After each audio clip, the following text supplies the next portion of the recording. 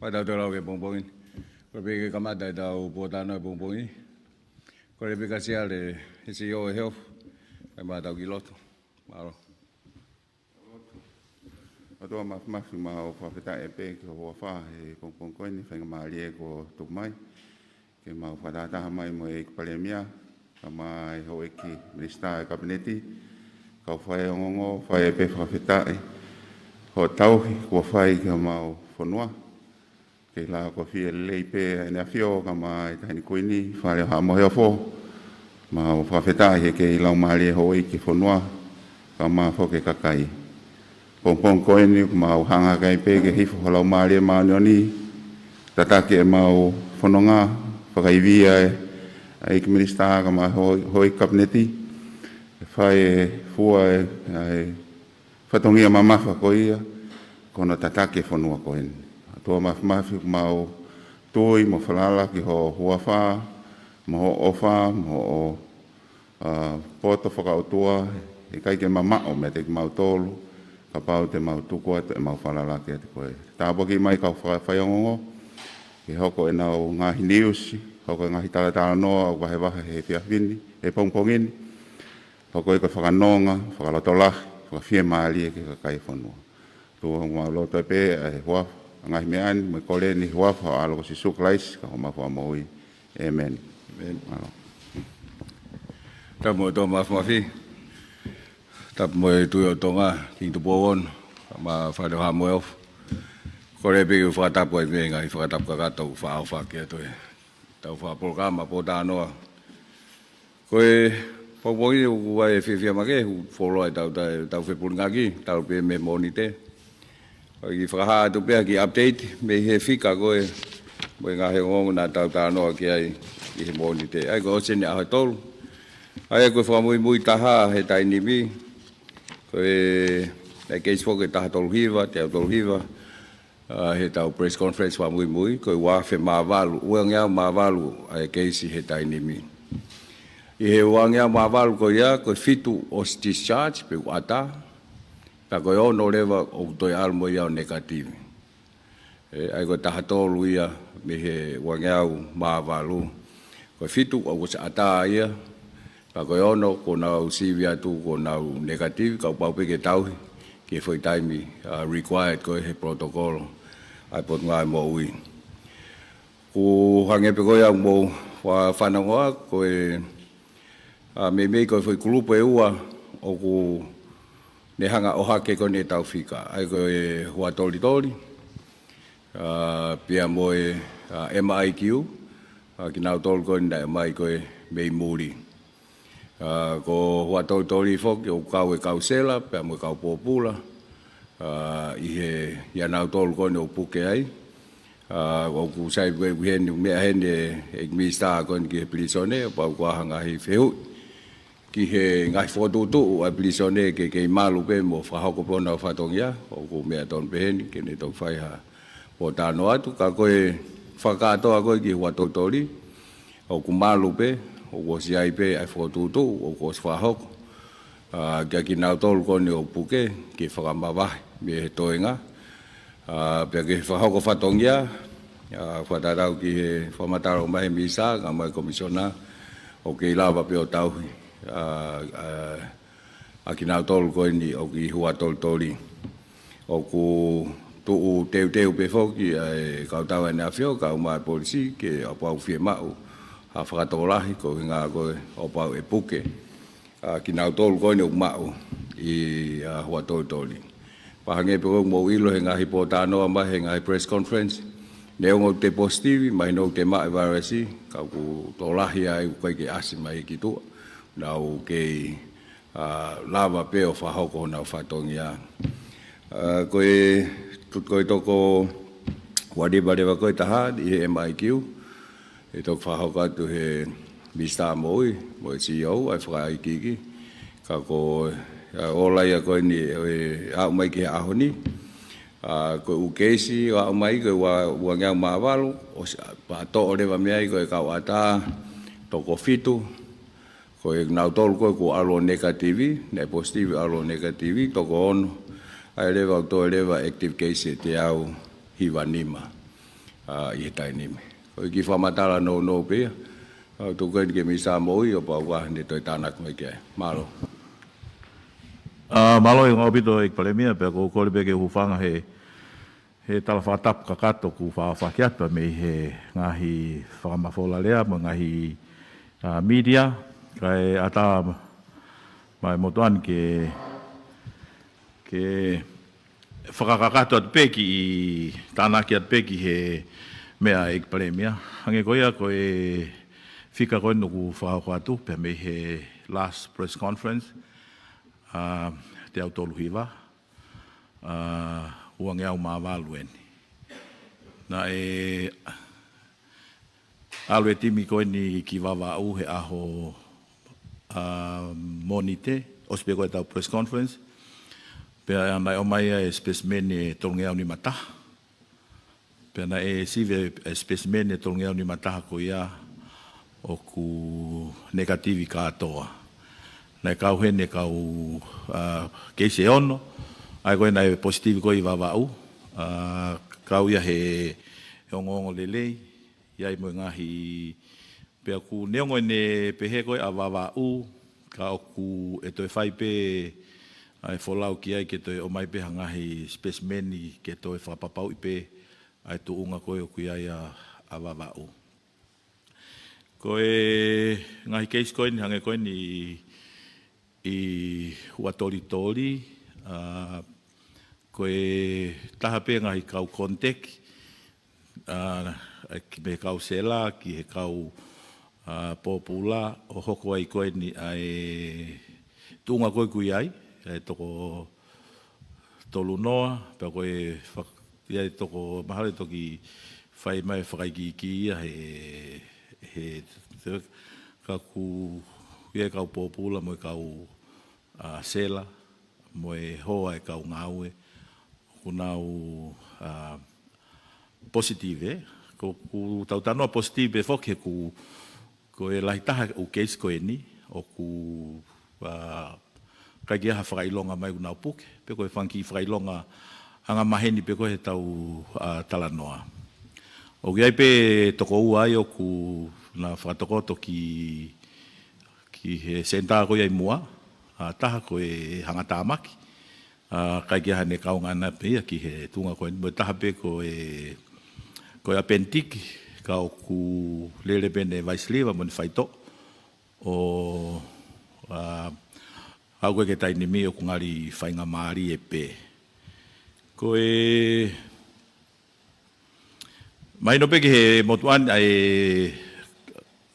whenga koe ke whafok mai ho tau kakai koe ni pa me tō pleanga.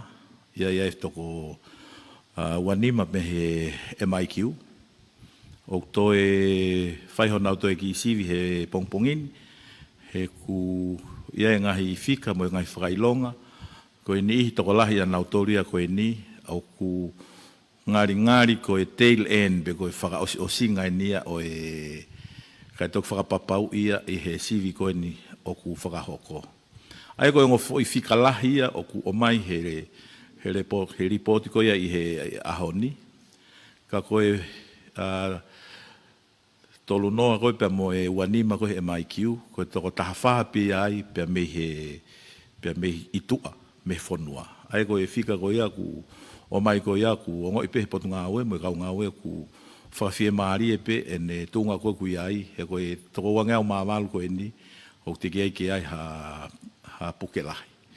Whātoka ngā iang he tau press conference whamui na e os mahino pe fok o kui hene a te laite with a capacity, pe koe te naulawa o koe mohenga whare mahake e whanoa, koe nau whare loktafa e tolu, te naulawa o tokoni ka iai ha ngahi emergency e hoko i he tainimi. Aia koe ki tokanga pe au ki he tawhako ia. Te u ki i lawe atu ki he tuunga koe ne tau humalui. Koe tu he tainimi na e tau mai he tūsite.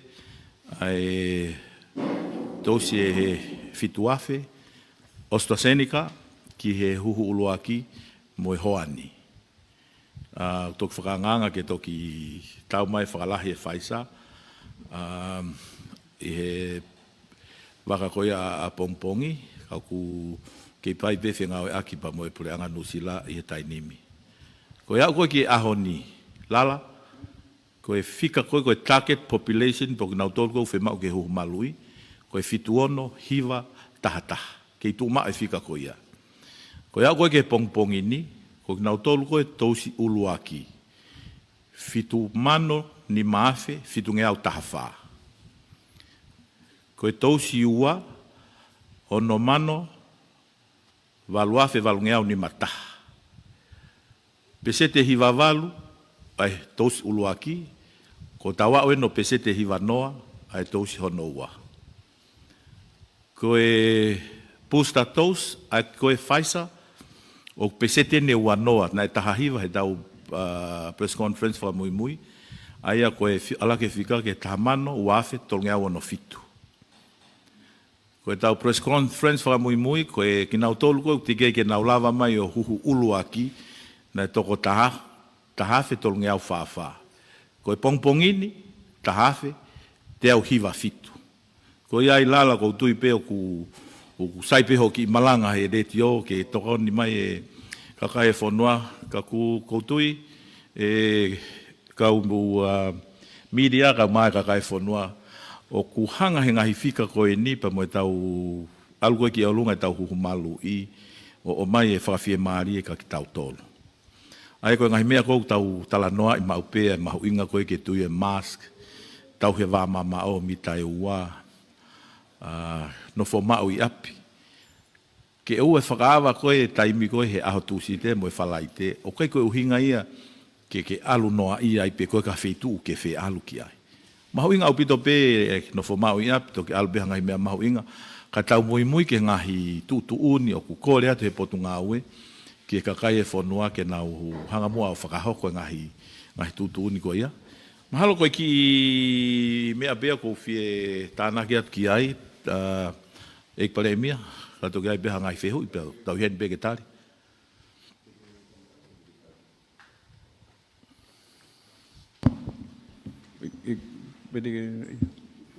Koe ke mista le tonga i prisone ke ki whamatala pe ke mea koko i prisone. Mahalo. Mahalo te. Kore pegu hufanga te ngahi whatapu ko toa pegu whai, kai a te whakamatala koe ni. E oku toe ai COVID i hua totori, ai oku ai kau sela, pea moe kau pōpula. Pea ku whai whawawave no langa ai whare, neonga whawawave kau ku kei paupe ke fōu i he fōunga ngā ue koe ai pureanga ke building code, pea moe umea koe ia, ai na kamata ngā ue a neafi o ku lotonga horisi i he ahoni, koe ongo tufu ngā ia, o ku positive loa, kau tege nā ngo ia mea, pea o ku nā whaipe ngā ue,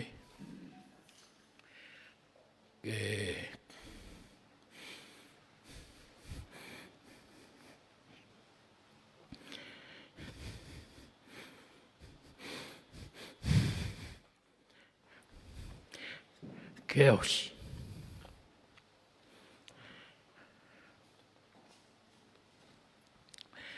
Pea o ku maufoku mo e mari e ua, ai ongo sela, pea koe kau pōpula whewhine ke i hao kotoa pe, koe sela whewhine pe taha, o ku whamawai, ko ui koe ngai hange koe mea kou ku asipeu positive, ka koe tokolai taha, na os mau ka tō pe huhu, malui ka toke kau inmates, pea moe kau officer.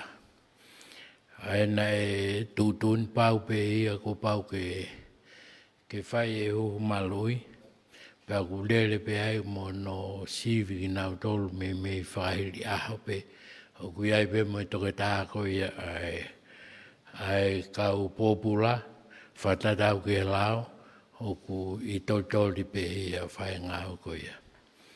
Pa wai pe amanaki mahalo e wawe pe hane tu, ka ku whakakato pe mea kotoa i totoli taimini, kua sia e ngai te niti, ngai mohenga fo portable ke lava o ngāo e ake kaumahaki o ka whemau. Ka kapau kuia fehui pia. A tāpe ke mā fehu.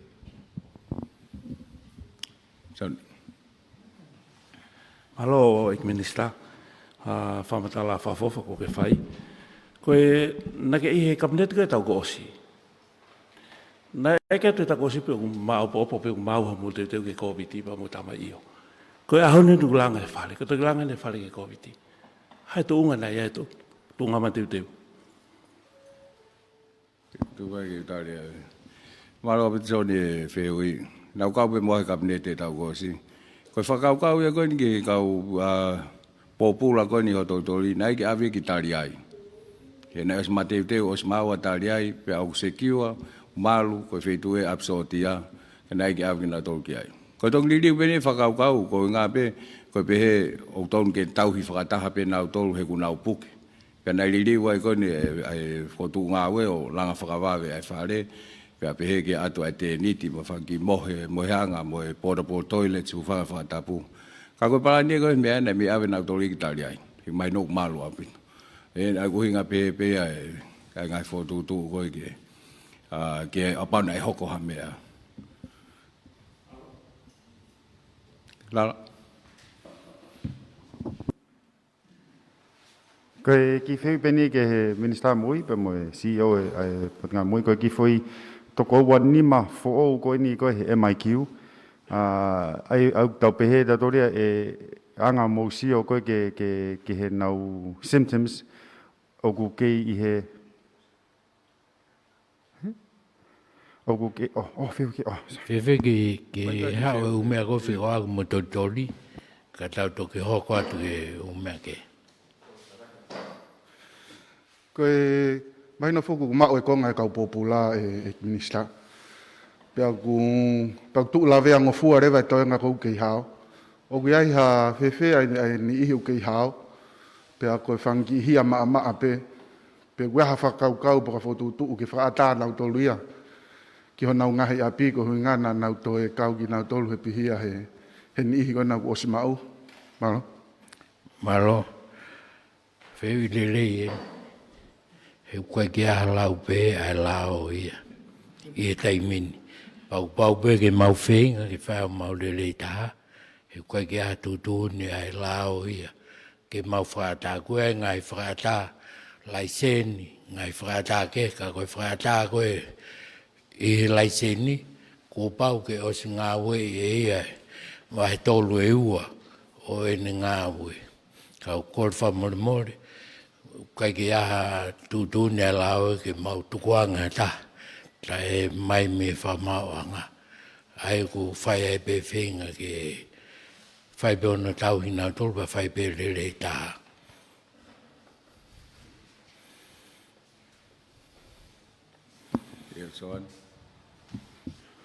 Mateuteu Maria ek premia, Mateuteu Maria ek mstalao.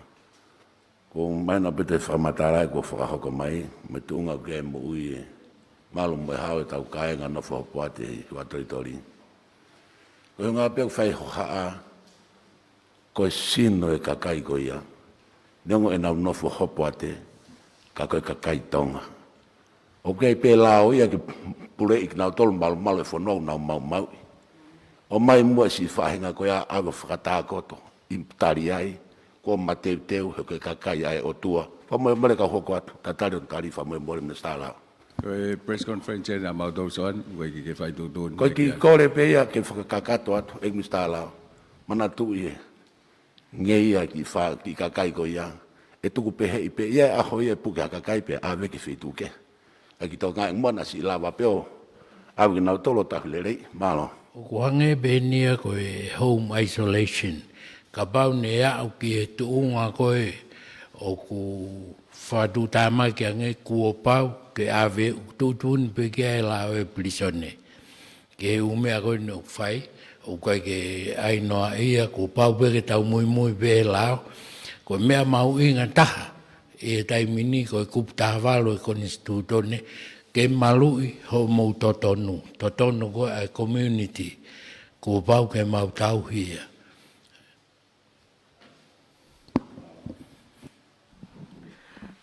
Katak pe minista ko ki fehu'ia pe fehu'ia mo hua toli hange ko mau tol ko wa mau ngai hoa o tau hi ko I pilisone o ku aho pe u fa ta I ko ke telefone ngai family he tai mi fa tap tapu ko ni ko pule lulu pe mo aho to nak ka ko tai mo ta tu tamai isolate na to ko e ke pe au pe ko ha fa nga fo since o ko ai pa mo ka se la ma na tol he COVID o isolate mo na tol pe ko ha fa nga fo ke o nge pe mo telefoni ke ki telefoni ma mau ngai hoa especially ke fa nau he ko ke nau ko pe mai pe ma he COVID o ko e fa nga fa ka na to pu ke lai ka fa malo he comisión na pilisone ka pe ke kausela he fa fetu taki mai nau lele pe ko ia ku pau ke fai sio ki ai ke fai ai lava o fetu taki ngai family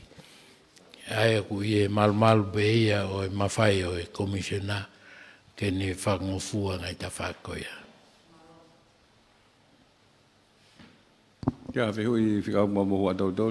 Ko tau pāsi me ni, ko tau pāsi me hua tau li. Pālo. Mista, pālo au pito e tau fehu'ia. A tātu ke ngai fehu'ia ke he, ka tau kua hika kua nima, ka tau pāanga mahi ni pe. Wa tau pān fehu'ia. Wa hau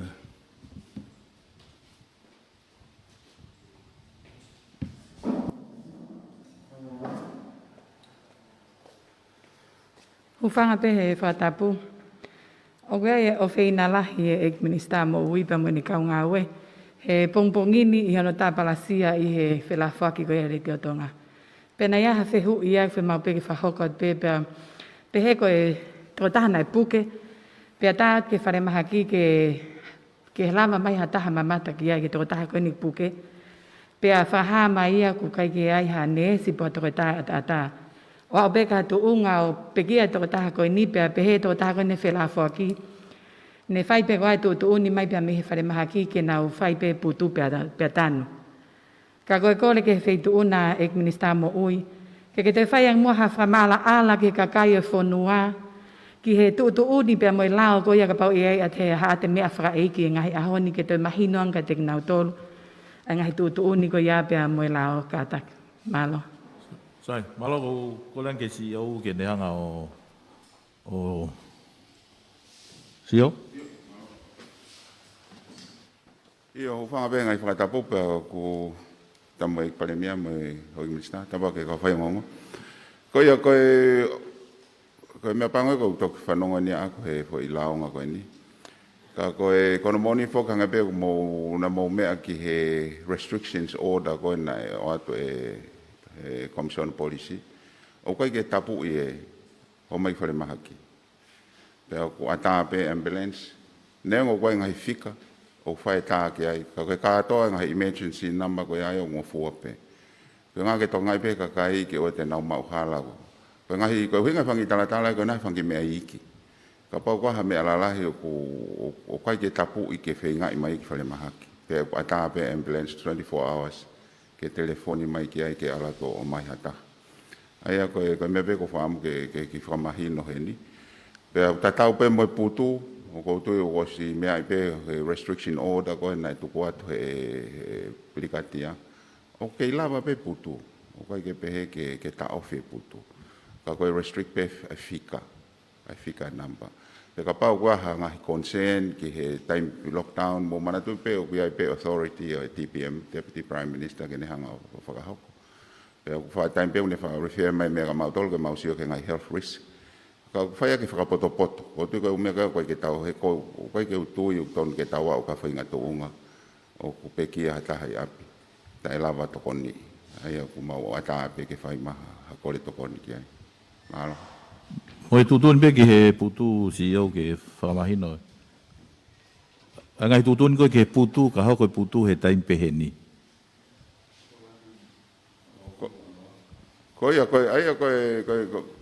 Koe restrictions foku koe ne whahat he pirikati ai koe mawhai o Commissioner Policy. Ai koe toko koe mau koe toko ngofulu ki loto pe ua noa ki tua. Kau whai hono si ofi ngahi whika ia koe ia. He taim koe te tau ngā unua tuai ke o se lockdown.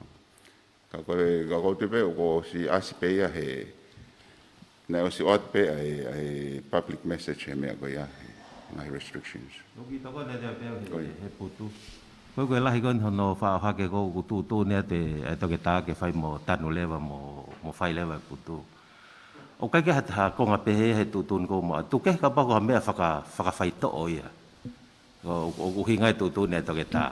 Ka koe putu ane po ne e ki putu na e kore mai tā mai api ke whakahaele mai hona api na e koe peki ai na i hahake. Ka kui wahe loto e whamili. Pau tā maa e kau polisi o lele tokon komisiona mo polisi taha whakahaele mai. Tau atai na pe putu ya koe fo i tutun pe koe wano atu aga hongo fula lo tau pau ke tau. Kau kai ke hawhainga mea he whakangata koe ni ke pehe ke whakawawe. Ka pau nau pēna tui tuk whaabongpong pe koe aho ko mai. Koe koloa peu okay ki ai e pungai mo. Ka koe peu e kono koe whaahake koe pehe tutu ni atu ke whaile vai putu. O kai ke kau ia mea.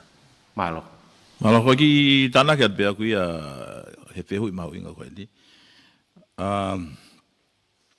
O whare e pefo ke potu ngā oe ka pau oku ke hongo i e whanki i whakailonga koe ni.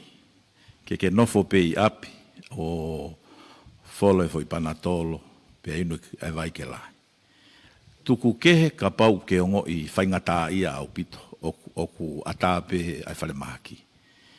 O kai ke tauwhi he whale mahaki ia ke aluange ka pau koe whemau whawawave. O kuia ngahi laine telefoni o whakaatahe ngahi waa ke te whakahoko mai e te talatala. Pa te whakaata koe waa koe ni fō.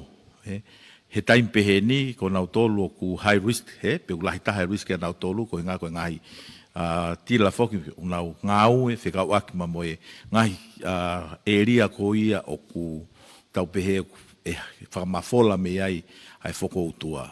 Pe unau hanga whotutu ai yanga e o mai i he taimi ai moe appointment ai koe ngahi mea ia i he taimi koe ne COVID. Ka kapau o ku ke fie hao. O koe ke ta ofi.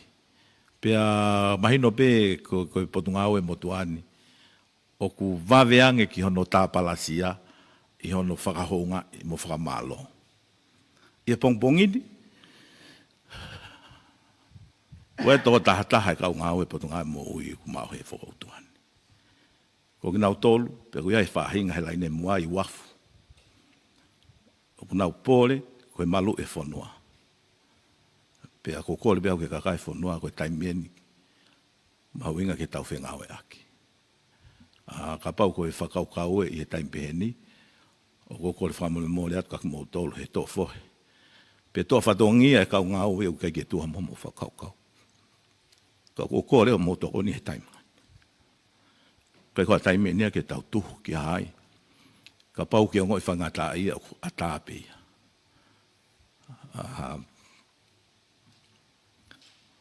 Ko ki nau tolu whei lau lau. Ke malu e whanua. Pea mo toi tāpalasia pehe. Ko tui peo ku. O ku mahau inga peka tau tolu he taime whaingata koe ni. Neongo katoa e lahe matai whika. Ka mau whakahoko atu. O kumonu ia Tonga nia, ko tau Patiseti hiwa walu, Patiseti hiwa noa, ai hu malu i. Pea ko tui o toko ni lahi ia ki he mea koe nu hoko. Nea ngoi lahi whika, te ke ha toko ua pen te upehe o toko whare mahaki koe a penti ke taha koe hanga tāmaki. Aia koe toi ngāre waia, o kunau sai koto hango me pale mea toko fitu o whakaata ia mo sai mo toko ono tesi mai una rikava ka ko hunga pe ko ngai tutuni to ngai aho si pe ko tui ia ngai press conference ka hoko e lahi leva kina tolu e whakaata. Pagi ki time tatau pe ko ki whahoka te peauia ai tu koe humalu i koe a wawau he tainimi. Koe target population ni koe tahamano hiwavalu fitu koe tousi uloaki tahamano uangea walu nima e koe pesetia hiwatolu toi pe toko fitungeau maua ki kai kakato pesete te au koe tousi koe honoa o ku hiva onongea hiva fit pesetia valu koe tu ia koe tainimi we fotutu e potungawe e toe fai lava ki vava kau maha apai funga fonua ke ave e huhumalu i kau e pusta pa moe ngahi huhumalu i kehe uloaki pa moe ua ke lava whakakakato ai ngahi whatongia ko ia o iai pa moe fotutu e ta ai potungawe ue fe ngawe akpe pa moe ekpare mia pa moe kapneti ko e sio koe ni ki nomuka pea moe vahelulunga e na lava pe ngai helikopeta koe ni o ku i heni he ngai wakatau ke ave hakau ngāue pa moe huhumalu i ki nomuka ke whakakakato ia i he uike kahau ai koe ai peo ke whanonga mai kakai whanua o ku neongo ku i he tuunga whakawhie maari e ka e toi saiange ka pau e kakato e huhu whakalahi pe koe pusta ke uwahi whanua kotoa pehe ki he tausi uluaki pe moe tausi hono ua ai koe tui he tainimi o ngari whainga maari ke whakakato e ngāwe koe ni ka kukai koe uhinga ia ke kakai whanua ke sio koe ki he tō maa koe e whakautua pa mo whakawhie maari o e tō maa tauhanga peo tau he ngai tutuni no ko atu peo hoko atu pehe no atu he potu ngāwe ia ai tutuni ko ia e kau whaiongong mo e kakai whanua mahui ngā pe ngahi pehe ha ngahi taifie maari ke o mai ke whakalere i pe whaunga ngāwe koe ki whakahoha pe aku whakahoha atua tāna ki atu ki he fehui malo sāne pia lala malo pito ik pale mia pagu ko fama mo atu ke feituna o ka Amerika pe ke minista lao anga ta frapapa feituna ke o ko atu te ta fiatele ak fai pa ko fama mo atu ta no ko fai ta ko atu mo ta ki fata ko ulaki pe e ki fehui ik pale mia ko ha ai fotu tu ngāue mo ngā hi tau kei ma ke ai pure anga government priorities ke tau whakapanga wanoa wanoa watolu e whakate fito i he tau tuunga lolotonga pia mo ea kenga whakaaho ko eni e whiohi me COVID-19 pia i he tau whonuani pia mo ngahi whakatamaki whakanatula ulaki pea o ki whewi ulaki PN, ulaki AN, ko ulaki PN hoko atu.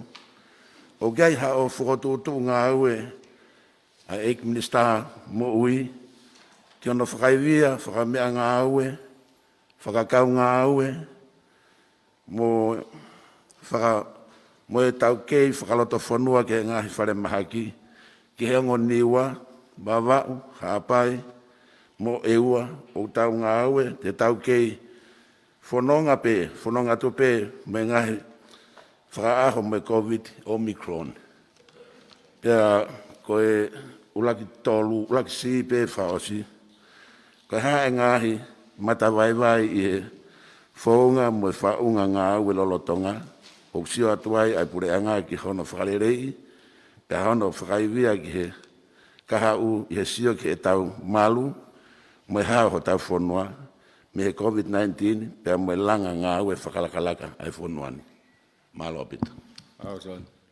Tori ke maa ki toi whehu i sani ke. Tari whare rei i atu. Maui ngā pito ngā i whehu ke o mai. O tu pia ke maa tu, maa koe press conference o no toru pe whaako hiri. Na tau tānoa ke mea ta tau pe wa fe li liu ai ngai priority pe me ma hoia ia puleanga I he to mai ko ni pe ata mai ko ni covid ta hiva o le ko ni tau ngai kolo mo na ngai fe tu tu ke he ai mo nga fi ai no tali tata pu na fai ko ya o mai no li liu ai ngai me o ma hoia ia puleanga ko nga pe he ko li liu ai ata kai na tau paran fu tau ko ki mua ia tau pehe e raka o ke MIQ but to make a community transmission ai ku mafuli he tani ange ko ngai ko ya ko me api e ulele le va ko me api he tani me fo na kai ke loia e moto mo ke polo ke me ai internet he time tata ai mafuli le va mortality o le va he tio pa to fa ka mai pe mo TV e kana paran fu ko ki mua po na mo me ai pe na ka wai pa mo internet he fo mix ko ya ko me api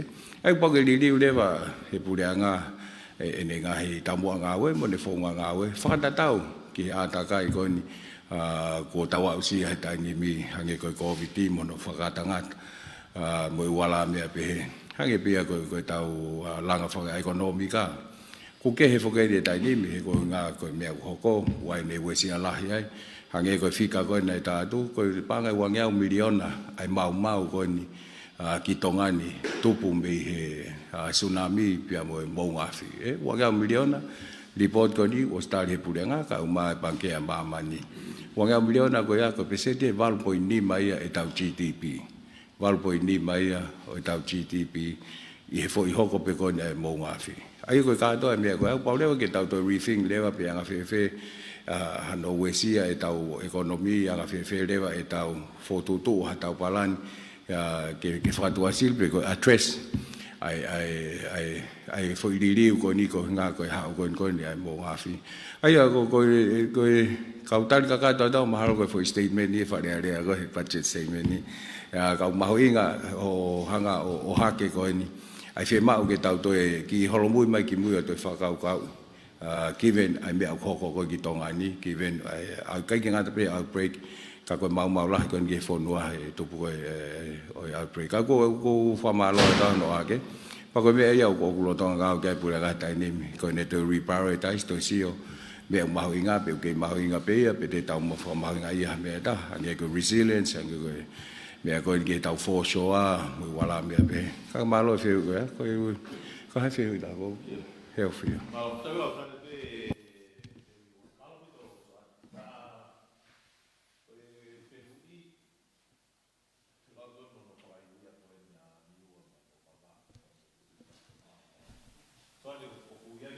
Onia to maika. Onia nge maika. E malo pito e fehui soan. Pea o kuia pe ai fotutu ai potungau he taini o si mau o si fai pe mau frailonga ke he ngahi fonua kau ngā api o nau tu tarifaki pe ka pau e fai atu o au ku tau pehe ku lahi hangahi keisi lahi ai fema o ai hatokoni pe whakahoko le vai. Ko tu ko he tainimi, ko niua, ko vavau, haapai, pa mo eua, o ku mau wongo i pe he tainimi, o ku whawhia mahari e pe tunga ku iai ko he tainimi. Neongo ko e wangeau maawalu ko e ni, ka kutike kia ha fu keisi lahi. E kau pe fok pa mo e capacity e potunga aue, hange ko whahoa anai, ka pau ko tō tahain he kau ngawe, pia ka pau e toi alu ki o lunga o holo e capacity, pa mo resources, te mau whai rewa ha kore tokoni, ke tokoni mai. Ka koe tū ko he tainimi, o ku maongo i pe ku kei whawhia maari e pe, ai tūnga ku i ai. Koe ki o ngongo pe tahana whai mau ki whakataha Zoom, pa mo e repi koe anai awe koe ki ai, ngahi sivi koe nei ave koe ki heni. Pana ngai nauhanga o mai koe omikoloni. Koe omikoloni foku tu ai moe veurien peia tahe omikoloni. Ka koe veurien koe o ku sai koe ke te mau ai koe ku i tongani. Koe ke peia tia ku hanga whakai ai ke mau. Ka koe out of tattoo koe veurien nien o ku whaingofua mo ki hono tokanga e kina. O tokoni mai re pi koia a Australia mo New Zealand ke fai pe hawhenga o aki.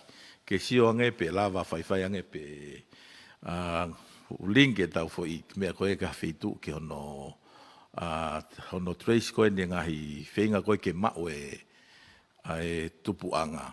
Ka kono whakatoia e soane ko tui ku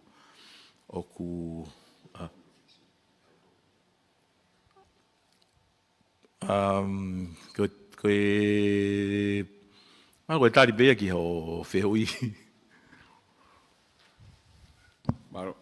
Mateuteu. Malo ko ki fehu'ia whekawaki pe, ke update ko ne whahoko mai koe e ki pare mia. O me jump, o hiki hake ai keisi, unga ko MIQ, pe mo hua tori. Ka koe ki fehu'ia ko nia, o ke CEO, na mention he CEO, he tau press conference ni toko si.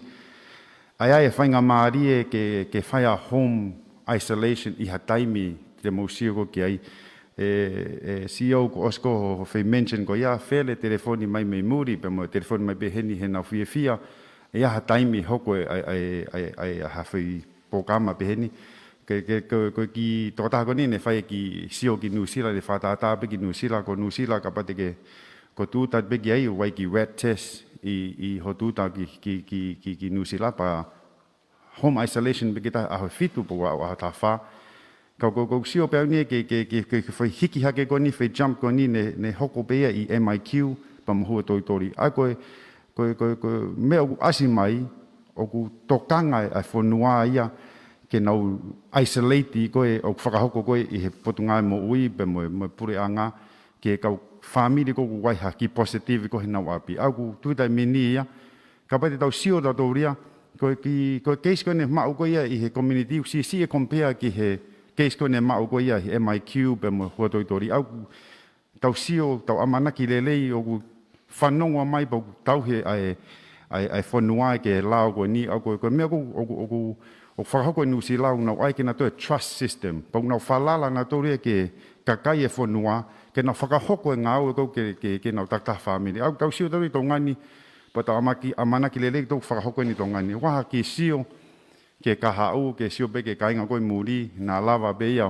O hoko, even tau whanongo wai wanima MIQ, ka ko tui au e ka pai e positiva taha ia, te nau tau hi pena tōra, agu lotonga whakahoko koe tō ngani he taimini. Ko ki fehu'ia pene malo. Malo pito lala koe fehu'ia mahu inga pito eni pa ko moni au pito ko ki whamalala pehe toko wanima koe he MIQ ke whakatongai pehe he whonua koe toko ua tolu ai o mau considered koe very low viral load ai koe nau city value anau tolu me tatau ia me tau foi case koe o ka topa tau kosi nei o lunga he tolu fitu ai ko taimi ko o ia a city value he level ko ia it's more historical but understandable pe ko foi to ko pe ia o ko we consider infectious pe he data from manlahi repatriation we expect a 5% of all repatriated passengers nowadays to be infectious. Ai bana sia pe mateuteu ki ai ko tau teu wal no ko na how we expect for 5% ke now infectious ko ne so far we think 2 out of the 180 so it's not a bad statistics the way I confidence he mahino was fully vaccinated now tolo pe now test negative I think we are happy quite happy me ka we are less worried he taimini because now we have controlled environment. Hange pe ko mea e minister ke justice. Neonga ka popular outline numbers but they are in a controlled environment. Aya ku mona bit ho comment ko only ki harmful tupe e community. Aya ku hanga show o tau ngai whakataha mo kakai. Ko moni fo ko fononga tu te tawa ki tuunga o e lahiang home quarantine. Ka koe foi step ki ai pao pe ke he kai ke tau shortcut pau pe ke fai hono si whakalelei, ke mahino ke facilities o ku lelei, ko toko taha koe i ai o ku reliable, o mahino ki ai. Mo he koe mea ton poke taha koe facilities o ton ke lava self-isolate. Ka ewa ai koe tai min, wo si ai poke toko woful tupu i tau tari he foi. Me koe ni ke nau self-isolated pe ia. Ka nea fai hono sivi on. Pe au pau pe ke to e ave e nau standard procedures, yang e nau operate, pe au pau ke declare whakalao. Ai matu ko femia mahu inga i pau ke ai declaration ia ko quarantine facility. He ko me whakalao pau pe ke tau fo he lao. Ai ko ki me be but we are on that way. Ko mahu ki from mala ala pe ufika ko na he MIQ. Ki toko na pe lala ko fehui he la ko na SEO. Neongo ko fika ko ni toko wanima. Pe vo ke tala no ko toko ai o ku i lalo na CD level lo. Ai ko nei lalo ko ia ko ki nau fai ke tokanga makehe. Ko toko ua tolu ko ko nau CD level lo ku ma olunga. Ai ko me ai ua. Ko ne kamata pe ko fra osi. Ai ko nei ai foke ai hange na pehe media ko nei ngau ake foi dia ko baby virus o mo on ko baby virus ko o tala noa ia ke mahino ngofua. Ko foi famatala ke mahino ngofua. Ai ko no sive aho hoko pe ho aho e taha ka pau e to e CD very uko ia. Mahino leva ko baby virus ko ne alhui fo ia ko ke to e lahi viral loti akita pa te lava leva fa mafola ngofua. Ka pau e sive atu ku alu ia ki olunga. Te ui leva e au ko elderly virus. So ai ko ne aluia tu di ada en ke male ke mate pe more ia pe cria ia e sino. Ko ngau ia pe ke fai ngofua. Ai ko e fai hono sivi o ki nau tolu ko na o mai.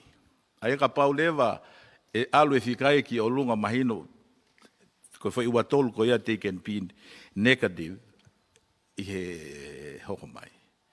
Ai ko uhinga pe ko famatala ke maala ke mahino ko mau ke mau pehe e kakai foi mahino ko ia pa mo ki mau tolu ke mahino ngofua ai baby virus mo elderly virus mahalo ko ki famatala pe ke to mahino ang ke o te mo fakakata ake me mo oni pa ko foi me mahu inga ia ke mahino e kakai so se o ta me mo ba mo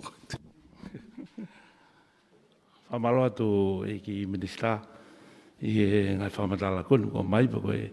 Ka whoke ngai whamatala whawhiawhia. Aino no mai koe ne ola siwi koe mi Australia. O kau e Omicron koe tonga ni i he maa ai pa pe ku tau monu i ai. Ko ku mui atau ko ki tupe atu ki whiwhiu i pato ki tali whakataha mai pe. Mui atau ia e whamatala koe ne Mr. Lao. Ko ngo tama ka ko na positive na ki ngau pe ngau langa ka ko fehui pe ai e pandemia na ku fainga mali e pe ki situang ya ka informal sector ke na ngau he ngau langa ko na safe pe na fufe ma u ta seni tsa ka nga fa pe nga e na mo he pe ya mo vai ha sai be ko lao be fokia ma ha ko me ai ta ha ko le tu ko ki me pe ta ko ko nga ko fa market ko to na ki ko me uta ko kau fe mau to na ki ko nu aro fa na fe mau to na ki ngo be uta ko ta fo ki na o mai ki kolon fa market ke be fa nga fonga de na tau he lao na lava ke na mai ki no si fa market e na o fe to na ki ke mau wa ki se ni te ko ya va kon ko mal ka lai ta ngai fa le ta pa nga ko mai pi ko ki koloni be fa ye be fa ta u ya hen mo ha ko fa ta u o ke ha be nu aro fa ka ko le ya foi fe fa si pe tu pe mo mo ya te ki e to folo folo ko na fio he frava ko fale ale ta ko si ane ta fio mali ke kai ki hanga he fale ale o sivi e ngau ko e pulenga tan fa ngata ai ni ke fonua a fa malo atu he ngai fai tu uni ko mo fa ko pe ko hili ko to ma fa tu ki ko e ngai o fonua e mo tol ko e fe i pe na ya fa nga mali ke frava e fale ale ko nga ke to ko ni de ni ko ni ko fa fonga mono atu ele ko e kakai he ko tu ko tani mi bo hange mata ka fa fonga tala mai e son e ke tu e tala mai ka ko so no ta de ta ba ko nga ke fa le o mal ba me o se ta tai mi Koe whare area au teike tāpuni. Nei toloi whanau nongo pe. Ai mai no ke lere pe whare area ke lere pe ne komiti. Pana whahoka te tau press conference wa mui taha. Na maulere atu nei whawawā we tau ki press conference ka maulere atu. Ke komiti asosiare koe ai whare area. Koe komiti ni o ku kau ke no tālangai ai mo ui mo ako. Koe uhinga mahuinga pe no ai mo ui ko nga koe COVID tahiwa. Pana le vai ai kabineti, nei ai kau whafofonga ai kakai, mo kau whafofonga uike.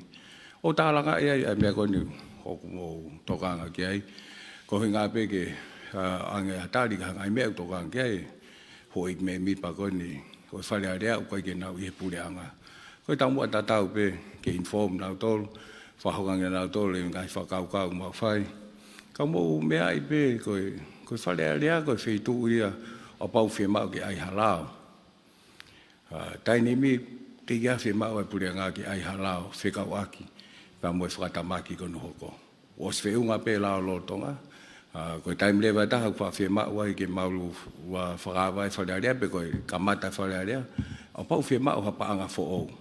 Nei kai ke Patiseti ia, i he Patiseti tau koia. Taini mi ke wheunga pe iwe pureanga, ke whae kono whatongia, te ke whemau ia ke maurere atu ke whare area, o kore ke toi whakalahi, ke whai tūtūni mai mo whakalao i e whare area.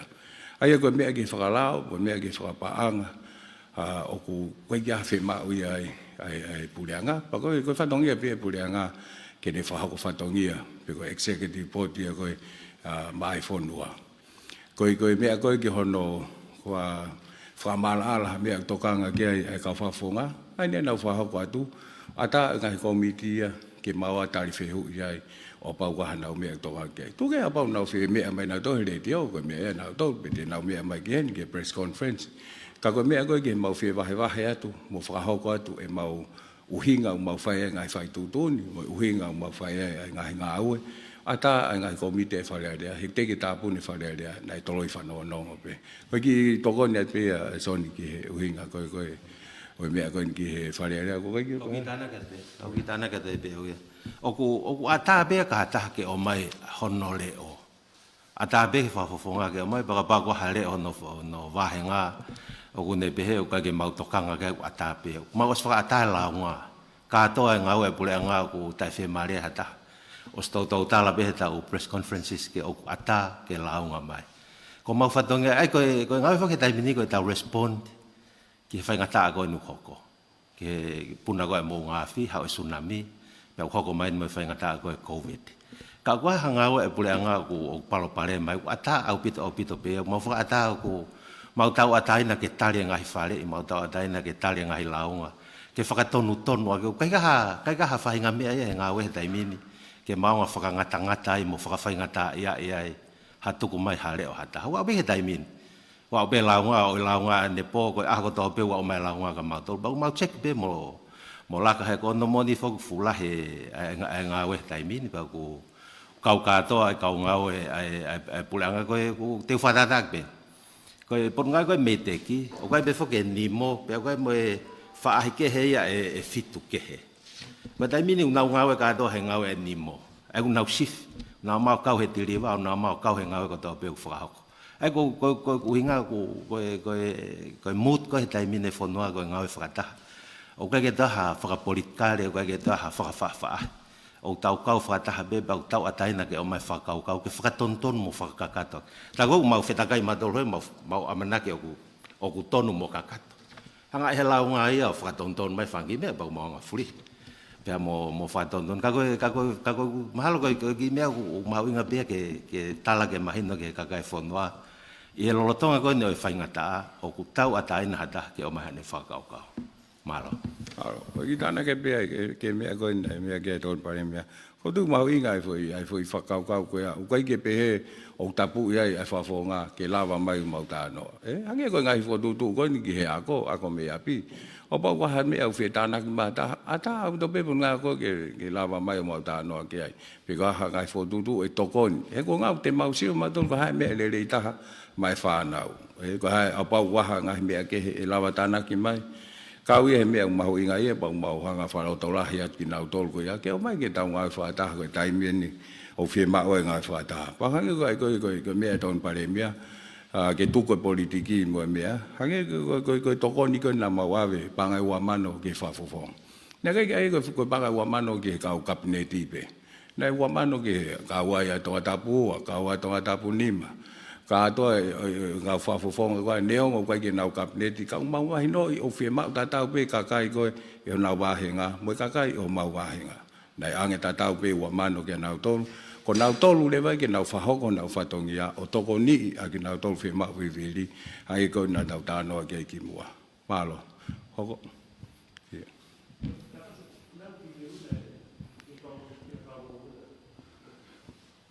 Yo koe whamaketi whoki na e huinga hano ai koe ke taha no pe no feitu. E kono moni koe huinga whoki hawa koe ai tusite mo whalaite. Ke stock up e ngai familia nau mea tokoni ke lotonga koe uike. Pena e koli pe whoki kau whamaketi ke oe o mai ki koloni ko hui koe futolahi koe maketi. E kono te mo mea beke he supermarketi, nau ngā pena tolo o whakangata hu ki loto. He kulifia be fok mo nau tolu e loto ko he kau he ngai fale kolo ko fok lava ia fai he fra market ka na hinga pehe ho ai kole ko ilo pe wai fangi se tai se mali aki ai pe mo fangi me pe ka ke fuma hino fau pa mau tok til pe mo he atona ki e a fala ide ne hoko ka na hinga pehe pe kole pe mo kole ko ke kakai ko ka pa te ke lava fa tau pe he ngai fale kolo ho fe ho mo fe tu pe no fo pe ai mo ahiat ke kau market ko ngai feitu ko a whakatau e pe mo me toko ni kana hinga pe son malo pas ka pa be fa os me be foi feu kana ko ki he hongo tu funga ko na lava pe nga we positive na lava ke ka nga we malo winga pe fokia ko na no foi hua tori son aya ko na lava pe o nga pe hange ko me ga na me ke minister ko malo pe na sino kana kai ke huinga ke nau te mai nau tolu o ke pihia hata haitua ko ai ko ke kau ngau e tufunga ke whakaata ula he hononga hi palopalema pakapate tau whakaata kau tufunga fe kau engineer fe ngai business ke he ka ko le pe ke fe mari pe mo ka tu mai ke ose ki uike ko ni mo tau si ai ke tau fonongat ko ni malo fe yo ko soni ki he ke tufunga ko tu ko ni ku no fo ma o prisone o se fa ma va i na tolu o ke hao me na tolu ko o positivi ai ku na no fo pe na tolu ke foi pa pol pe ko ya ke na feto ko ni ak ke fai foi ngao ko ya mo fa hanga fa to nga yang ke ka u fai ngongo ka mai ka kai fonua ka pa te tau hanga o fa ma va i ai foi fika ko ni me he MIQ me tano a pa mo loto pili sone ko to taha fa ko me he general public o ne tala mai ai mahu inga ko ai o tau lava pe tau tolu o malu i tau tolu ke tau ta ofi fika ai ka pau ku tau lava ia ai ko fasi si yang e feitu u fa ta to lahi o a ko en ke tau ke hao a pau te tau mui pe ke ngai tu uni. Ko te tau lava pe o ta malu i tau tolu pe hoko te tau ngai ngau pe tau ngai fatongia ko no whakahoko. O ku kau katoa pe hange ko kau polis whakakolo. O ku ngai kau polis whakakolo ia unau fu toko lahi. O unau nofo va ofi. Whakatokanga ia koe ke toton ke hoko ai pehe o whainga maari e pe mask me he potu ngā ue, pe ano tuwha ke kau whafofonga, ke au ke kau polis whakakolo, ke ngā ue aki. Koe whai taimi maha uinga nia ka ki tau tolu, ke tau whepopoa, ke tau lava tau taofi. Te utoi whakamanatu pe au, ka pau te tau lava o tau taofi whako utuani, o oua te tau futukuange ke alua toi lahi ange, nā toi aha whainga maari e ia, o mi koloni ke toi riririu ia tau tolu. O koutui koe variant koe o mi koloni koe tau mau. Kia te au ia o mi pehe eiki ia whiunga mo tau vai. Pea koe taha ai variant tau pehe ku sai taha ke mau, aini au tau mau. he o whakatatau ke ngai whanua ki he. Ai ko toi ki I whakamamafa beau mo ki tokoni atu ki he fehu'ia ko ia pa mo mahino ke kakai whanua. Koe taimi whaingata ain, taimen ke tau whengawe aki, whetokoni aki, whepoupou aki. Mo tau mahu inga ia, he malu I ki tau tolu, kai lava ke malu e tau whanau. He koe ose ngahi mea tau whakahoko he aho tau whoki ki api. Ko ngā pe ke hao, ho tau ngai family, pa mo society. Malo. Aro.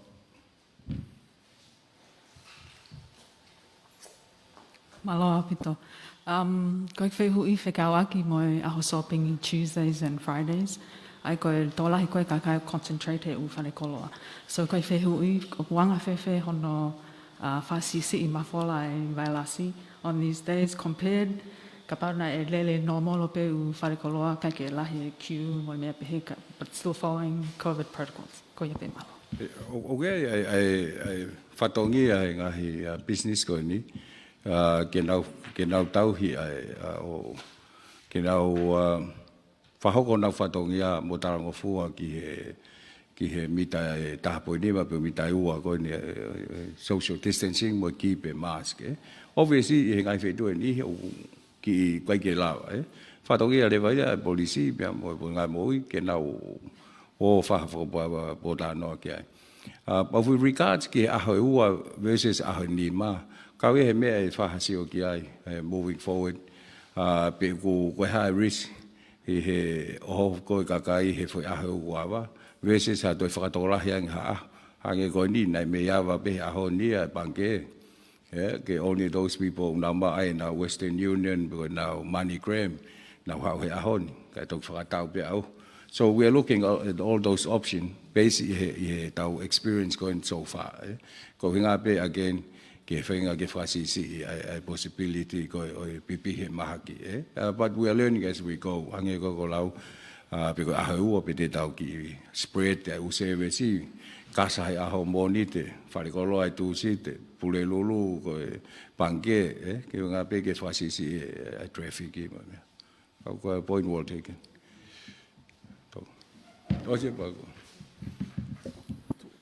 Ik pare mea ke lawe mehe ki konga nau kamata fehu'ia tuai. He koe e whamatala he ku awe holo pa whano tālanga I te moanga to'o e ai whakataputapui. Pea ka pau ka whamatala whakalukfua pe, ka mutu ki lawa e mutolu o toki. Ka pau kua palani pehe, ka kuai hono ngahi uhinga, mono ngahi kuai diria vede mo ngaki ai. Peko ka pau ka foi whamatala whananga pia pasai pia. Ka kuai e tala noa ku whanu tālanga upehe te muto'o e mutolu e whakataputapui. Koe kore peke tokoni pare mea. O ku kore mai me kau ngowe ai kau taha palau gani koe ai ni tō mololo. O ku nau whetu taki atu ke whahana whangi palau aku tamau whangongo mai peke pure anga. He koe uhinga e nau alu ke ki kau taha palau koe ni koe ngā ku mama. Pa kore mai ka pate ai atu ke toi mama ange koe ni. Ia toi te sai taha ia. Koe ako e minister e pare mea. O ku mahino e pure anga ia ko siai nau polokalama u whahe taimini. Ka kulahe eke mai bia me ngahi ua ko anga siasi. Pe ku waha lawe I he wheitu una pe ku wheitu taki atu e ngahi ako anga siasi ki han nau polokalama. Pe ka pai hoko atu lockdown ko ni ko hai tu unga iai. E ta whaaki ko ni he ua ko siasi. Malo.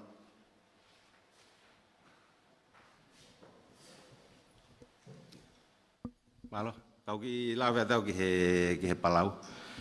Na tau tāna foku ngofo alu ki uta o mate foi manioke ke mau moi me family baka pau te lawa ho e te pe moto hate fu manioke. Kai ko le peo ki he kau taha palau ki pere ngespe tai min te kai o se tau mea. Tu pe mo ke kakato he faisio ki ai, he faisio ki. He kono moni fo ka pai lawa pe tam palau al to tape ki uta o te alma. He ko unga fo ke hono fa tapu ke tu ke al hol fa to lahi. Ka tui ko e tau whanonga tu koe ni ki he ose weekendi, nā kau he umea koe ni umea ke pale mea ke whahasio ki ai. Nā lawa pe o whakaata ka whapapau ko tampalau pe moe tō taha kou haana ko ngā kele o te aluha taha ai ka I tunu I uta mo whakatawalahi e mea. Malo, kai te hoka te pale mea. Aro, ke vea koe ki he whakataputapui, o skamba te whai tā noa pa moe potungai mo ui. ke sio hange pe ko ha ai hange po na lau ki mua ko ha ai tau hala fonoa e osi ko ni a ta fa ko ni ai upau de ke fai sio ke ngai ta fa ke malu ai kakai pe mo e hange pe ku mo fa tau ta no ke mo ko ki me ko ne ko me foi ma mo be tau kai nga e ko livelihood pe ko mo ui anga kakai no fu tau pa fai de sio ke ai na mau fai ta no ania te fai ta no he ahon he ko ha tu ni fai ngo fua e te hanga fua tau ai risk ko pe ko we si ai mo ui pe mo ui anga pe mo mo me fra social mo no to ko to tonu o tangata ke tanke no fo mau ka to me ko me tau pehe o ko io tau fua tapu e foi uike u pau ke fa ta no ta langa ke sio ko hai ai me ai uesia he fai tutu ni ko ai me ai uesia he fai tutu ni ko e lava nai ke tau ki liriu e fai tutu ni ko ke toi lere yang e mo maluange ka taim tatau o ma pe mo yang to ta ko ya hange kon ko me kon me ke ton pare mia ke frata ai palau ka ko tam palau pe mo e fangi me pe even e tau sio ki he mali tau ton ke frata mali ko to taha mari pe mo to na ua pe mo na ngo fra mo ni mo fai fe kau fa ki me pe he ko nga sooner or later pau ke tau address pe e to fai ko mari pe kai so ko foi ta no pau ke fai pau tona ke fai mo kamata no ta no ai pe frata he tai ni mi pe frata he ka o but that conversation need to happen now. Hey, ko ngapi aguia o lahe ngai mea e tau kamata mapun ka to. Ka tau sio pe ki ai fa tau ke fe mea ki kon mi sa mo ka mai ne CEO mo ne pot ngawe. Ai ko lau ne fai fa taha ne te fai fa taha he ahon.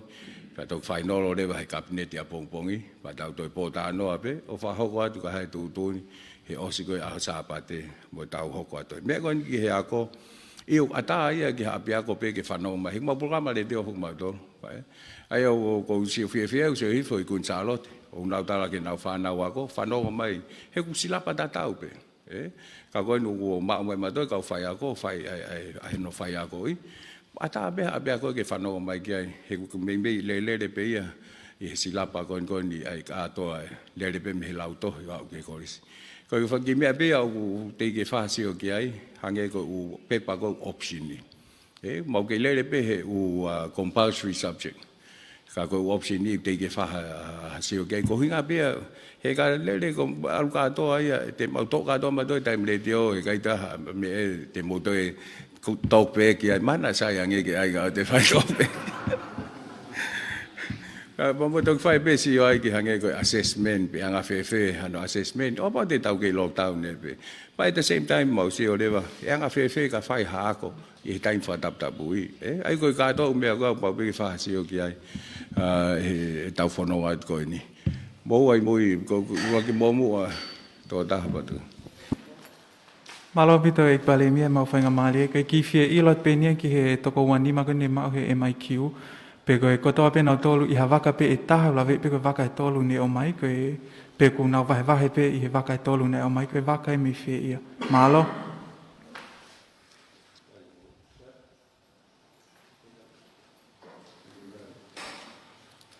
yo malo pe yo ko vaka pe ta pe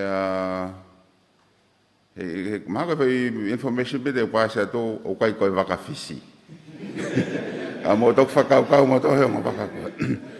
Ai koe whakawhisia ko ia ene whai tokanki ai. Ko ngā ko nau tolu nei malunga. Ka hawa whisia ai na osuhu malunga na tolu pa nau poster.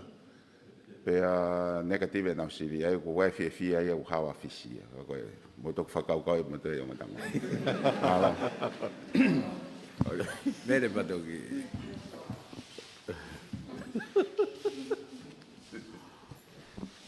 Ho ngau pito ek pare mia kai pehe ke ho ik minista ngau fa ho ke puleanga tau te fito ka ngau tol ko ia ka lai ne mua wai fa pa lai mea te au mo to lai fonua ke ngau os kia velenga ngau fa ho ko ke male fonua ko ki fe ho i pe ia ko ha nai e fika ke e tokon pale mia ke oat ka launga koe e kakai ke ngā ka pau koe e o mai whika e whakasisia nau tā ki he whelafo aki he kuhoko ngai whehui koe ia koe toi taki ki halai ai ni ihi tokola. Pea ka pau waha taha tonu ke ni tali ngai whehui mo ngai laku whakakaukau ai kau poto lalahi i he whonua. Mua koe ki ai e whehui whekau aki koe mo i COVID i ngai puleanga koe ki mua nai whakahai o to e tute koe ia o e ngahi koloa ke mo uilelei o kawa e Vestapolo. Ko tui o koe taimi koe ni o i whakataptapui mo i tō mai koe e COVID ue sia ngahi ngoi Vestapolo koe ia i Tongani. Hili koe ia ai mo ngāwhi. Ka o klawe e whinmotuani o koe ai ni ihi o i kau bisinisi o kunau to o i whainga mali e koe ni ke nau hiki ke totongi koe koloa. Pea o ku kau ai ngahi Vestapolo koe ia pea mei tua pule anga koe ki foi te mata e taha koa o paanga e tolu. O koe naha whakaukau ai pule anga ke whakaivia ta wha koe ni ke tuunga e kai mo i lelei koe ia ai kakai. Koe ki kapaika, koe ki mei stipika, waha ki mei Vestapolo, kai tatari ke tupuha ke Vestapolo ai kaungou i koe i Tongani. Pea koe tolu pe whehui he mao koe ia o he whainga mali e whekau aki pa moe mo ngāwhi. Koe tai nimi ni koe ngai wheitu koe ia na e lawea tamaki i he mo ngāwhi. Koe ni ki pā pepe ki ngā lulu ko osi ala mo whakaungongo ke leti o. O pehe me vase o loko a Tongani o ku mohe. O ku mohe tā ngulu nai pe o ku kei mo uipe mo ngāwhi. Koe naha update me he ngahi sino whawapule anga hange koe nasa moe ngahi vaasi o loki koe ai muri. He ngune nau kei whakatumtumu pau kei tukupe nau toka ngai Tongani ai tuunga o ki ai e mo ngāwhi koe ia i hunga tonga mo hunga hapai koe ia pe malo. Kau kamata tua he sika e. Te oate sika koe ne tolu koe ni ke mo noti pe. Mahalo kai toi mohe kau tama koe ni he tā. Koe whika ko paula mau. Fitu walu taha nima tolu whanoa. Koe tokoni ki ai, koe fitu walu taha nima tolu whanoa. Koe tokoni koe tarekita koe ni mo ko mafua. Koe kau tangata e koe ni os whakamaka e kai toi mohe ea. Hoe ua whape le. Koe fitu tolu fitu whawalu taha. Fitu tolu fitu whawalu taha. Pea koe tokoni tarekita lewa ko moana. Koe fitu hiwa ono ni maua walu. Fitu hiwa ono ni maua walu. Ngahi mea ka pate mau tāpe ka paula ku kaike tari mai tā ka whia taha e ngofika koe. He ngahi mea ko mau whia mau, ngahi launga. O ngahi tai whia maari. He unau o koe e tamai ki ai unau nouti e nau tolu ia. Ai u launga ko toa peke whakapapau i whahanga o kia. Malo. Ei ko haka whia taha mele. Apau hange koe approach koe nu whai pura ki moni. Apau waha hakoloa fu alu maalunga. E whai lewa tā noa ke pot ngā rei pā ke nau whahu ke competent authority kai lawa o he. Ai koe koe mea pe apau ku mou whatonga e mea ki whakapā pe ke pot ngā koe ni. Te nau assess lewa sio pe ku whawariware hiki mo mea. Pau kuai lewa e nau whonga ngā ue ke lawa o tokoni e ta whakoia. Son, koe alfa asi ni. Maro pito pare mia koe. Ek mista moi koe. Fa malo atu ki he. Fa matara ko ke fai mai pe ko ki kalafi le rei au pito ko ma o te mini koe. Na ke lau kan lave nei ke to la to mata puni ko to valumano ni mafe. Pe au ku toloto loto he ka u positive case ko di ke wangeu. Ma hono pu wangeu ma hiva. Au koe o kiloto e toko wani mai a koe o mai mei muri. Pea ku whia maari a pita motoani e pare mia ke whaunga loka koku ke whai. Tai ke au e toko lahia ke whatu uta amaki o Patiseti taha. Ke poini noa ni maono kakai ku whihia i he ki whai kakai koe ni. Pea o kia e mana ki lere ia ki ho mou loka. Pako e kore pe ia. Lo tonga mahu e whanua tai mini ngai utalamu mo e tokoni e ni mo ka pote tau ke ahi trial. Fo i whakawa tu o taha. Ke tau practice ai mo ui whakapoto i api. E tau ilo i koe transmission ko ni ai virus. O hoko he whitu utaki toko lahi he panke. Pe ka pa o kulawa e wallet banking. whakai ono poni ngai mea koe a whakawawa. Pea koe uhinga e whotu ko ni, o ke ma whanalahe mo tuani he ngā ua e wheitūna i paremia. Whotu re reo pita e ka pau e lawa ke tau ki. Ta ki hoka tu pe ko hai whaunga e whai, ke tau tau i aki. Pea koe meni le rei taha ko mau he ni, try to live with the virus, ka ki hanga whakaapa e tuutuni, o te tau nofo mo e vailasi, ka tau nofo mo e fo i tuutuni koe ke tau tariangi ai ka tau tau e vailasi. Koe ki mea mawahe pe, koe ki kāinga ne o mai me red zone mo nau tokonaki, ki a mau feitu, mana mau ke i hao. Whikau atua ke nau foki, pe o mai ka au koe whai o ngongo pao talangi au ia, mō kore ke Minister moi ke aha ki rapid test e kau whai tōna ki ka lawa hu mai nau mea kai ki loto nuka lofa, tonga tapua. Koe ki whonga pe, koe ngā wilifia ki kai ngā ia he o mai me uta. Kau sangi maku ia ki pou ke ia ki rapid test nau tonga toki ata, ke nau mai mo nau mea kai hu transmission, ai virus ia he kakai.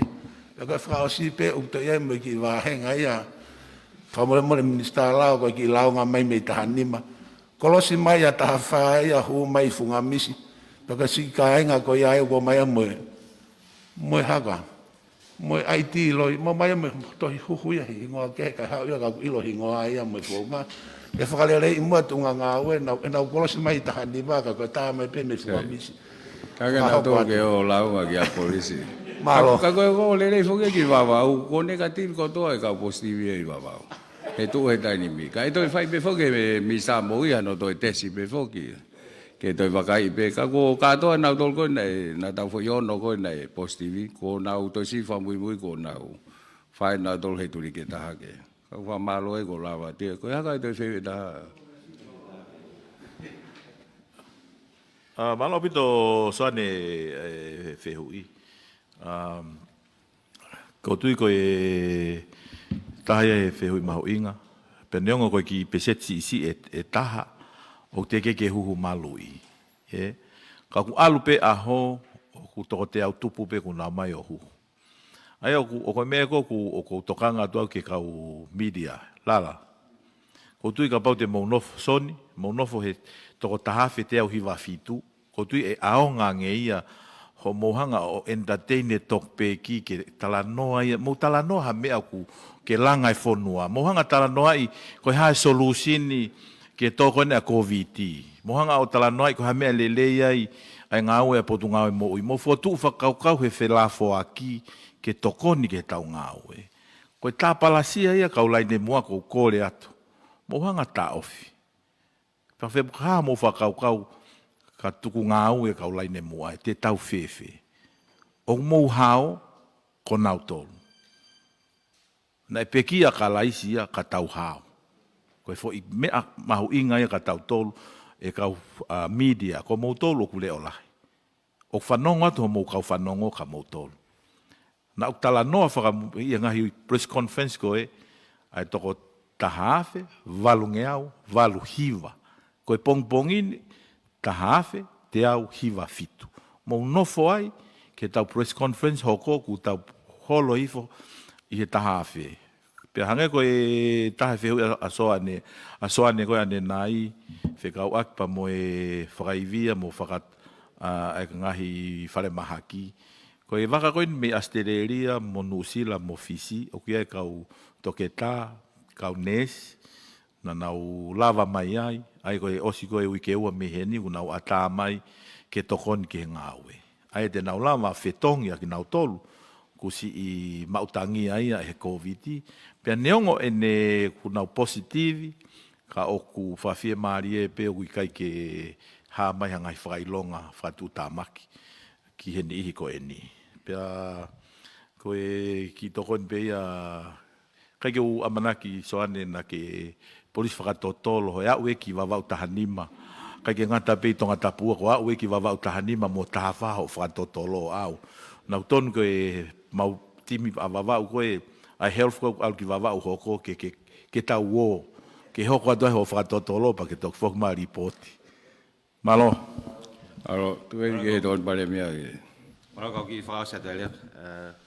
Koe ki mea pehu ko toka hange, ulaki e whalau ai o tuanga o faki wawa ko talo pe ki wawa pe talo mai pe hili ko ya pe to ki folau ki hapai pe mo ngoniwa ko hui ko tunga ko kwa wawa ne on pe kusai to ko no ke whakakau pe wawa pe motongan no whataputapui ko e kau pase se he ka ke fuwa o ke to ko tolnga o mo whangea ko nai mea ko e tutun ko e potunga o e mo ui pau ke whakakato e ko le pe ki mo na fili pe ka pau ko ho alu ki wawa ko alo eva pa ke ki malolo i foko e folau ko ni ka tuan ke matu ko ku loka henta to fita ke kau wawa na o mai pe kai foki ma ko ki whainga maari eni pe mo ngahi uta ko u fakaloloa pe mo ota ki wawa o whainga maari eni ki avele o ka pau al matalam lolo ko whainga maari eni ko e whaunga koe ke ngau aki ke folau ki wawa o ku whauko tō pe ke asiale a kawola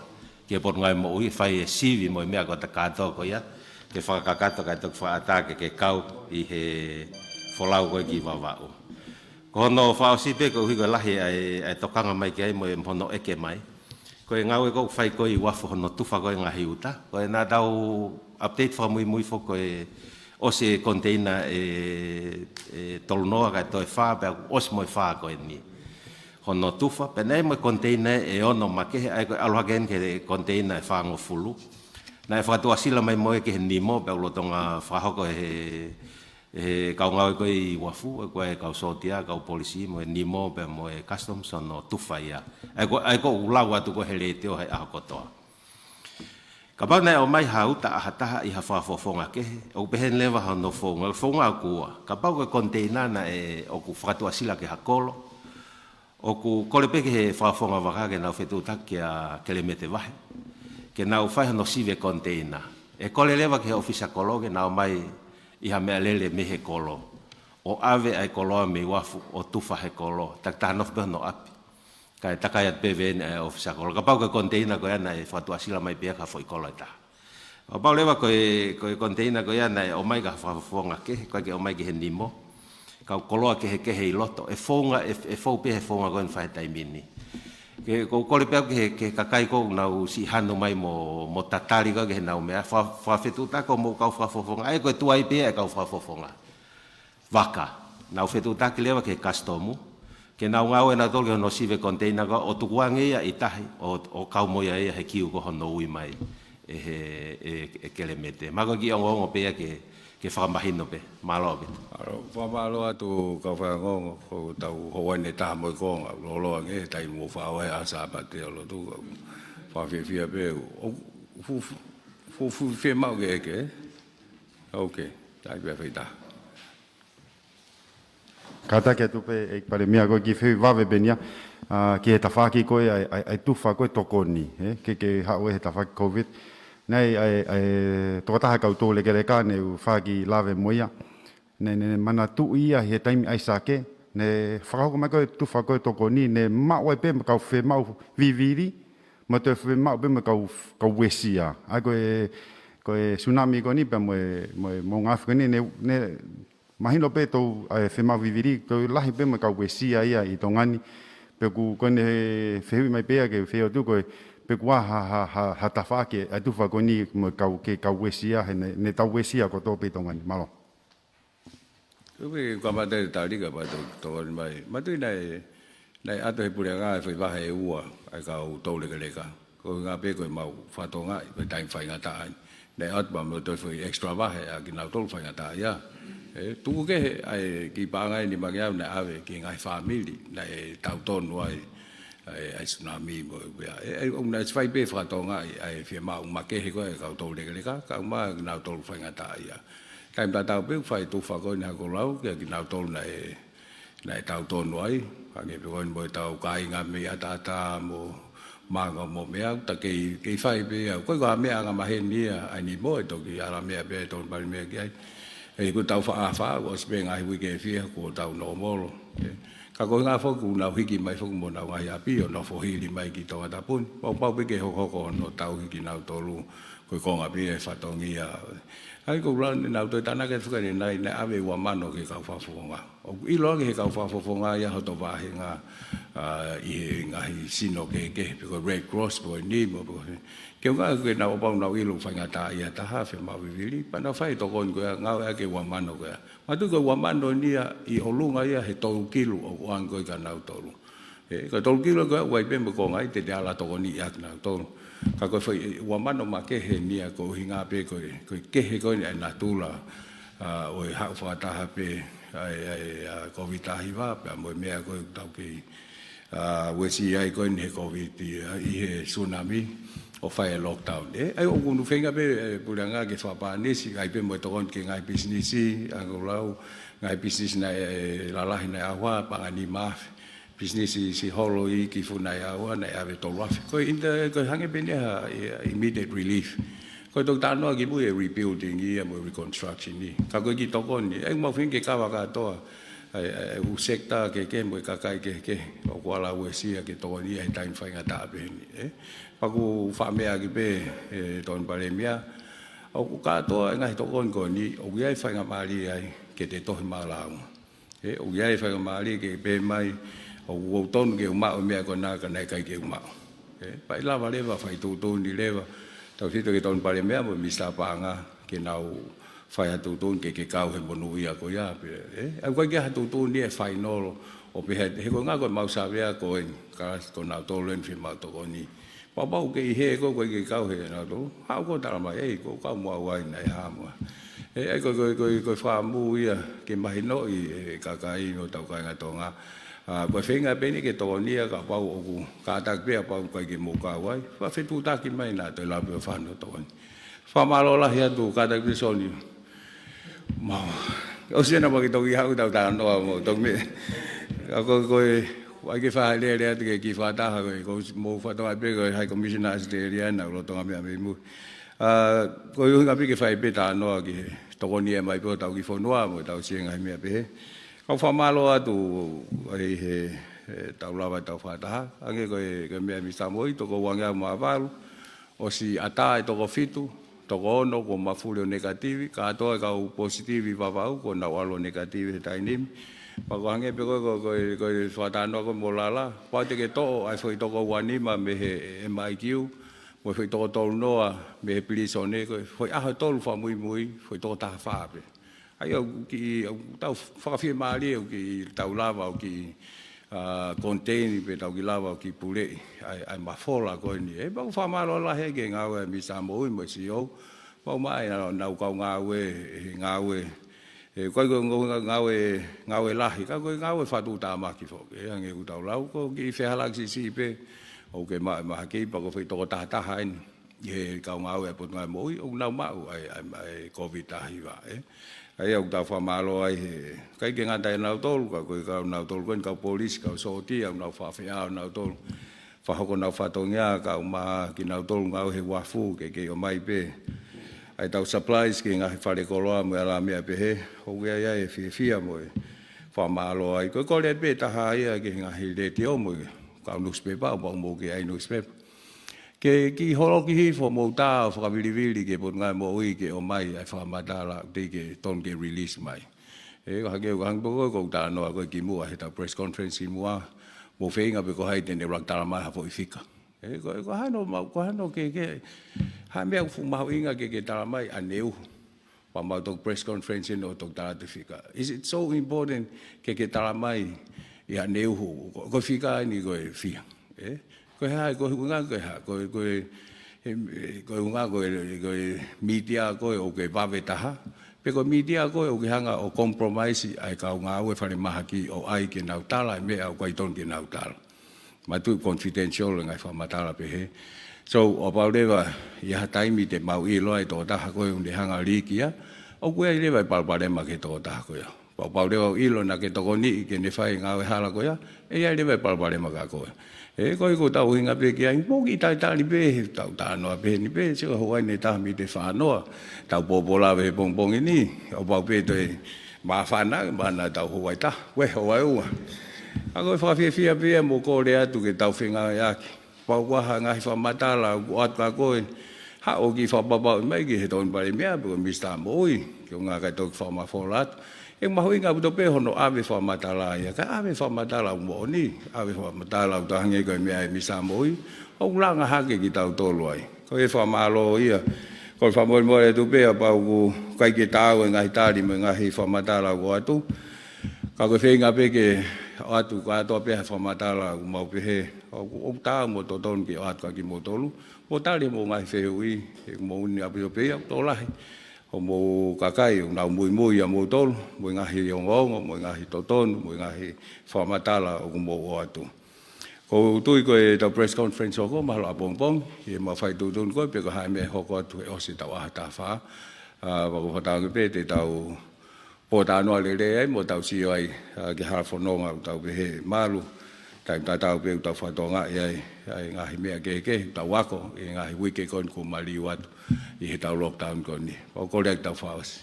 O e kerese tau e kusi sukulaisi, o whata mai, whohe lau maari e maani o ni tumua e mautolun ke o nahiri, ka whaipeo tangata. Amen.